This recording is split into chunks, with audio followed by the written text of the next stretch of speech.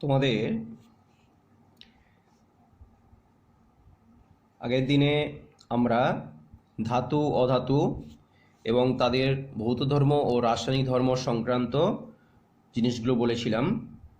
তো আজকের তোমাদের একই অংশের দ্বিতীয় খণ্ড, দ্বিতীয় অংশ একটুখানি বলছি, একটু মনোযোগ দিয়ে শোনো। সেখানে ধাতু অধাতুর পার্থক্য বলতে গিয়ে অনেকগুলো পার্থক্য বলেছিলাম, যে ধাতুর ধর্ম কি কি, অধাতুর ধর্মগুলো কি কি। ঠিক আছে, ধাতু যেমন হচ্ছে বলা হচ্ছে যে ধাতু ও অধাতু বলেছিলাম, ধাতু অধাতু। সেই ধাতু অধাতুর যে বৈশিষ্ট্যগুলো, সেই বৈশিষ্ট্যগুলো বলার সঙ্গে সঙ্গে বলেছিলাম যে ধাতু যেমন হচ্ছে 1 নম্বর বৈশিষ্ট্য বলেছে কঠিন, কঠিন, নমনীয়, নমনীয়। তারপরে কি না, 2 হচ্ছে পিটিয়ে পাতলা, পিটিয়ে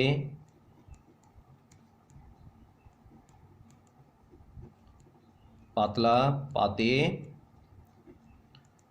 পরিণত করা সম্ভব। এগুলো হচ্ছে ধাতুর বৈশিষ্ট্যগুলো, আমি পরপর করে লিখে যাচ্ছি, পার্থক্য বলতে পারো। 3 নম্বর কি বলেছিলাম, যে তাপ ও তড়িতের সুপরিবাহী, সুপরিবাহী। এদিকে ঠিক একইভাবে বলতে পারো 1 নম্বর, যে সাধারণত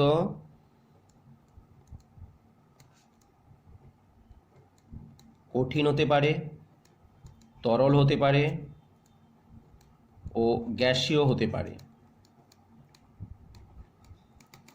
ঠিক আছে, কঠিন হতে পারে, তরল হতে পারে, গ্যাসীয় হতে পারে। 2 নম্বর কি বলা হয়েছিলাম, যে পাতলা পাতে, পাতলা পাতে পরিণত করা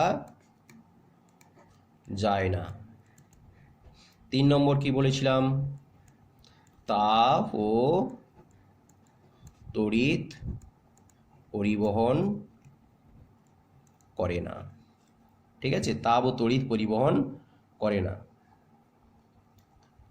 এছাড়া কি বলেছিলাম, আরও এদিকে আমরা চলে আসছি, যে সাধারণত উজ্জ্বল ও চকচকে, সাধারণত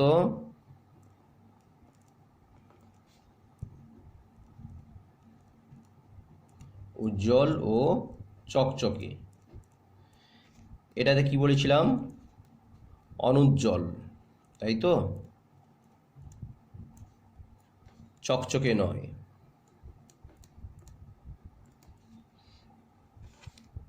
এক্ষেত্রে কি বলেছিলাম, যে অক্সিজেনের সঙ্গে রাসায়নিক বিক্রিয়া করবে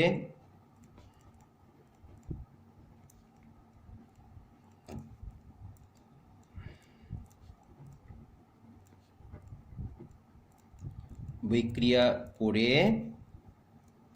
ধাতব অক্সাইড উৎপন্ন করবে। ঠিক আছে, আর এদিকে বলেছিলাম যে অক্সিজেনের সঙ্গে রাসায়নিক বিক্রিয়া করে অধাতব অক্সাইড উৎপন্ন করবে। এক্ষেত্রে একটা সাধারণ উদাহরণ দিয়ে তোমাদের বলেছিলাম যে কীভাবে ধাতব অক্সাইড এবং অধাতব অক্সাইড উৎপন্ন করছে। একটা উদাহরণ, যেমন ধরো ক্যালসিয়াম। ক্যালসিয়াম হচ্ছে একটা ধাতু, ক্যালসিয়ামের সঙ্গে যদি অক্সিজেন যুক্ত হয় তাহলে কি উৎপন্ন হবে, ক্যালসিয়াম অক্সাইড উৎপন্ন হবে। কি উৎপন্ন হবে, ক্যালসিয়াম অক্সাইড উৎপন্ন হবে। এই ক্যালসিয়াম অক্সাইড কি করে বুঝবো যে এটা ক্ষারীয় অক্সাইড, কি করে বুঝবো?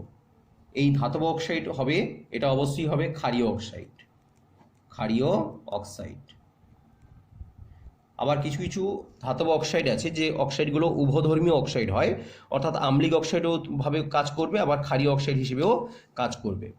তো এই যে ক্যালসিয়াম অক্সাইড, এই ক্যালসিয়াম অক্সাইড আমরা কি করে বুঝবো যে এটা ক্ষারীয় অক্সাইড? তার কারণ হচ্ছে ক্যালসিয়াম অক্সাইড এর সঙ্গে, ক্যালসিয়াম অক্সাইডের সঙ্গে যদি আমরা জল যোগ করি, জল যদি যোগ করি তাহলে কি হবে, ক্যালসিয়াম হাইড্রোক্সাইড উৎপন্ন হবে, ক্যালসিয়াম হাইড্রোক্সাইড উৎপন্ন হবে। এই ক্যালসিয়াম হাইড্রোক্সাইড এটা যে ক্ষার, কি করে বুঝবো না, এর মধ্যে যদি আমরা লিটমাস পেপার দিই, লিটমাস পেপার, তাহলে কিভাবে হবে না, এই লিটমাস পেপারটা অর্থাৎ লাল লিটমাসকে নীল করবে। এ কি করবে, লাল লিটমাস পেপার কিসে পরিণত হয়ে যাবে, নীল লিটমাসে পরিণত হয়ে নীল হয়ে যাবে, নীল রং ধারণ করবে, নীল রং ধারণ করবে। তাহলে বুঝবো কি না, বুঝবো হচ্ছে এটা হচ্ছে ক্ষার। ঠিক একইভাবে অধাতব অক্সাইডের ক্ষেত্রে যদি আমরা দেখি, সাধারণ একটা উদাহরণ যদি আমরা বলি, ধরো কার্বন একটা অধাতু, তাহলে কার্বনের সঙ্গে যদি অক্সিজেন যুক্ত হয় তাহলে কি উৎপন্ন হবে না, উৎপন্ন হবে কার্বন ডাই অক্সাইড। তাহলে এই কার্বন ডাই অক্সাইড যে আম্লিক অক্সাইড, কি করে বুঝবো না, কার্বন ডাই অক্সাইড যদি আমরা জলের সঙ্গে গুলিয়ে দিই, H2O জলের সঙ্গে যদি আমরা গুলিয়ে দিই তাহলে কি হবে, কার্বনিক অ্যাসিড উৎপন্ন হবে, H2CO3 কার্বনিক অ্যাসিড উৎপন্ন হয়। এই কার্বনিক অ্যাসিডটা কি করবে না, সাধারণত নীল লিটমাস পেপার যদি এর মধ্যে দিয়ে দিই তাহলে সেটা লাল রং ধারণ করবে।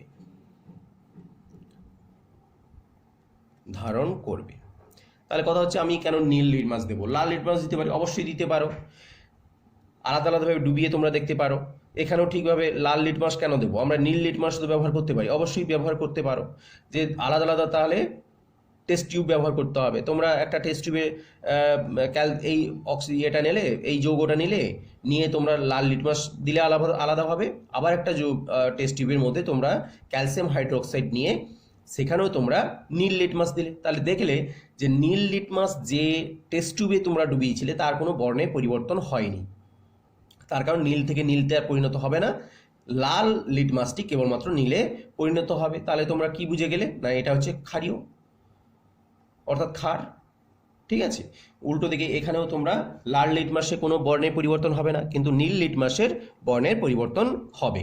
তাহলে এইভাবে কিন্তু আমরা ধাতু এবং অধাতুর বিভিন্ন ধরনের বৈশিষ্ট্যগুলো পর্যালোচনা এর আগের দিনও করেছিলাম, আজকেও একটুখানি করে দিলাম। তো এখন কথা হচ্ছে আমাদের কয়েকটা ব্যতিক্রমী জিনিস আছে, যেমন আমরা বলছি যে ধাতু কঠিন, তো ব্যতিক্রম কি না, ব্যতিক্রম হচ্ছে পারদ হচ্ছে একটি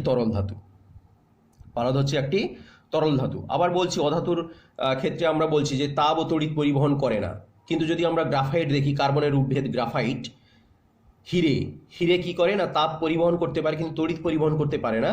গ্রাফাইটের ক্ষেত্রে যদি আমরা বলি তাপ ও তড়িৎ দুটোই পরিবহন করতে পারে, অর্থাৎ অধাতু হলেও কিন্তু তাপ ও তড়িৎ পরিবহন করতে পারছে। তাহলে এগুলো হচ্ছে ব্যতিক্রমী জিনিস। এরপর আমরা যদি বলি যে ধাতু উচ্চ গলনাঙ্ক বিশিষ্ট, উচ্চ স্ফুটনাঙ্ক বিশিষ্ট জিনিস, অর্থাৎ ধাতু হচ্ছে উচ্চ গলনাঙ্ক থাকবে, উচ্চ স্ফুটনাঙ্ক থাকবে। কিন্তু কিছু কিছু ধাতু আছে, যেমন হচ্ছে বলতে পারো যে সিজিয়াম, গ্যালিয়াম, এই যে ধাতুগুলো, গ্যালিয়াম এবং সিজিয়াম,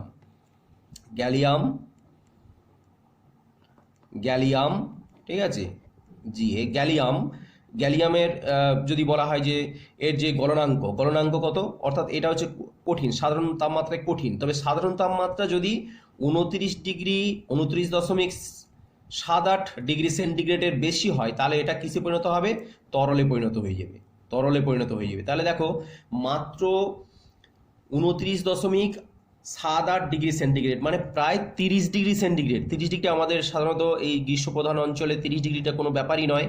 তাহলে 30 ডিগ্রি সেন্টিগ্রেড উষ্ণতায় সাধারণত এটা তরল অবস্থায় অবস্থান করবে। আরও একটি আছে, যেমন হচ্ছে সিজিয়াম, এটা ধাতু, সিজিয়াম এটাও ধাতু। তো এই ধাতুরও কিন্তু আরও কম উষ্ণতা, এটা হচ্ছে 28.4 ডিগ্রি সেন্টিগ্রেড, প্রায় 28.4 ডিগ্রি সেন্টিগ্রেড তাপমাত্রা এটা কিন্তু তরল পরিণত হবে। তাহলে দেখো এত কম তাপমাত্রায় গলনাঙ্ক, এত কম তাপমাত্রায়, অথচ এইগুলো হচ্ছে ধাতব পদার্থ। তাহলে এগুলো হচ্ছে ব্যতিক্রমী জিনিস, যে সবসময় যে উচ্চ গলনাঙ্ক স্ফুটনাঙ্ক হবে এগুলোই হচ্ছে তার ব্যতিক্রম। আবার যদি বলি যে ধাতু সাধারণত ভারী হয়, ওজনে বেশি হয়, ভারী হয় অধাতুর তুলনায়, কিন্তু যদি আমরা দেখি যে সেখানে দেখতে পাবো, যেমন হচ্ছে ধরো লিথিয়াম হচ্ছে একটি ধাতু যেটা হচ্ছে খুবই নরম এবং খুবই হালকা ধাতু, যদি বলা যায় সেটা হচ্ছে লিথিয়াম হচ্ছে একটি হালকা ধাতু। তো এইগুলো গেল ব্যতিক্রমী কিছু জিনিস। এবার আমরা আসব যে আমাদের মানব জীবনে এই যে ধাতু এবং অধাতুর যে ব্যবহার, দৈনন্দিন ব্যবহার, তাহলে মানব জীবনে ধাতু ও অধাতুর ব্যবহার। তাহলে মানব জীবনে ধাতু এবং অধাতুর যে ব্যবহার যদি বলি, আমাদের সাধারণত এই পৃথিবীতে যত ধরনের যৌগ তৈরি হয়েছে বা মৌল আছে সব কিন্তুই ধাতু বা অধাতু। যদি আমাদের দেহের ক্ষেত্রে বলি, আমাদের সারা দেহ কিন্তু এই ধাতু এবং অধাতু দিয়ে তৈরি, এর বাইরে কোনো কিছুই নেই। আমাদের বিশ্বব্রহ্মাণ্ডের যে বিভিন্ন পদার্থ তৈরি হয়েছে সবই কিন্তু এই ধাতু এবং অধাতু উপাদান দিয়েই তৈরি হয়েছে। সে আমরা বলতে পারি আমাদের একটা ঘর তৈরি করার জন্য, আমাদের আসবাবপত্র তৈরি করার জন্য, আমাদের পোশাক আশাক তৈরি করার জন্য, সমস্ত কিছুর মধ্যেই কিন্তু আমাদের বা বিভিন্ন ধরনের প্লাস্টিক দ্রব্য জিনিসপত্র, সমস্ত কিছু বাসনপত্র, সমস্ত কিছুগুলো আমাদের কিন্তু এই ধাতু এবং অধাতু দিয়েই তৈরি। তোমাদের বাড়িতে যে বাসনপত্রগুলো দেখা যায় সেটা কখনো বা স্টিলের হতে পারে, কখনো বা তামার হতে পারে, কখনো পেতলের হতে পারে, কাঁসা হতে পারে। বিভিন্ন ধরনের যে জিনিসগুলো আছে সবই কিন্তু সেটা ধাতু এবং অধাতু দিয়ে তৈরি হয়েছে। তো আমাদের বিভিন্ন ধরনের আমাদের যদি দেহের গঠন বলি, আমাদের দেহের গঠনের মধ্যে শুনলে অবাক লাগে যে পুরোটাই হচ্ছে ধাতু এবং অধাতু দিয়েই তৈরি। যেমন ধরো আমাদের দেহের মধ্যে আছে কি না, যদি আমরা আমাদের ভাগগুলো করি, যে বিভিন্ন ধরনের আয়ন আমাদের দেহের মধ্যে আছে, বিভিন্ন ধরনের আয়নগুলো আছে, সেটা পজিটিভ হতে পারে অথবা সেটা নেগেটিভ হতে পারে। বিভিন্ন ধরনের যে ধাতব এবং অধাতব আয়নগুলো আছে সেগুলো পজিটিভ অথবা নেগেটিভ হতে পারে। এছাড়া কি আছে না, এছাড়া আছে যে ধরো শর্করা আছে আমাদের দেহের মধ্যে, শর্করা বা কার্বোহাইড্রেট বলছি, প্রোটিন আছে আমাদের দেহের মধ্যে, প্রোটিন আছে আমাদের দেহের মধ্যে, ফ্যাট বা লিপিড আছে আমাদের দেহের মধ্যে, আছে নিউক্লিক অ্যাসিড আছে, ঠিক আছে, নিউক্লিক অ্যাসিড আছে। তাহলে এই যে সমস্ত জিনিসগুলো যদি আমরা পর্যালোচনা করি সবগুলোই কিন্তু সাধারণত ধাতু ও অধাতু দিয়েই তৈরি, অধাতু উপাদান দিয়েই তৈরি হয়েছে। শর্করা যদি বলি, শর্করার মধ্যে কি কি আছে না, শর্করার মধ্যে কার্বন আছে, হাইড্রোজেন আছে, অক্সিজেন আছে। যদি প্রোটিন দেখি তাহলে কি আছে না, কার্বন আছে, হাইড্রোজেন আছে, অক্সিজেন আছে, নাইট্রোজেন আছে, আর কিছু পরিমাণে সালফার আছে। যদি ফ্যাট দেখি তাহলে কি আছে, কার্বন আছে, হাইড্রোজেন আছে, অক্সিজেন আছে। নিউক্লিক অ্যাসিডের মধ্যে কি আছে, কার্বন আছে, হাইড্রোজেন আছে, অক্সিজেন আছে, নাইট্রোজেন আছে, ঠিক আছে। তো এই যে উপাদানগুলো দিয়ে তৈরি, সেই উপাদানগুলো কিন্তু সবই দেখো, সবই কিন্তু ধাতব বা অধাতব। এদিকে আমাদের অধাতব দেখতে পাচ্ছি। এছাড়া বিভিন্ন ধরনের যে দেহের কাজকর্মগুলো নিয়ন্ত্রিত হচ্ছে, আমাদের যে শারীরবৃত্তীয় কাজকর্মগুলো, সেই শারীরবৃত্তীয় কাজকর্মগুলো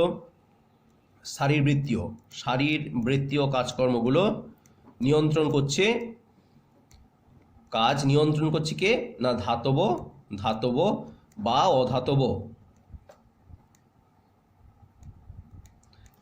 আয়ন।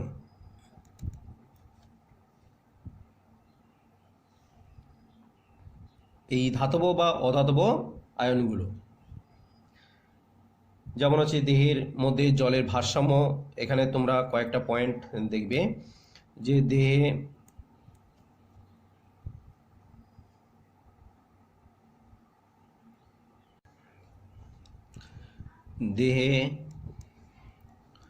জলের ভারসাম্য এই দেহে জলের ভারসাম্য নিয়ন্ত্রণ কে করছে না, সোডিয়াম এবং পটাশিয়াম আয়ন।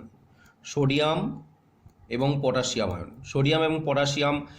পটাশিয়াম পাম্প বলা হয়। আমাদের যে বিভিন্ন ধরনের কোষীয় উপাদানগুলো আছে তার মধ্যে এই সোডিয়াম পটাশিয়াম পাম্প লক্ষ্য করা যায়। এর মাধ্যমে কিন্তু আমাদের দেহের জলের ভারসাম্য নিয়ন্ত্রিত হচ্ছে। হৃৎপিণ্ডের কার্যকারিতা বলতে পারো, যে 2 নম্বর হৃৎপিণ্ডের কার্যকারিতা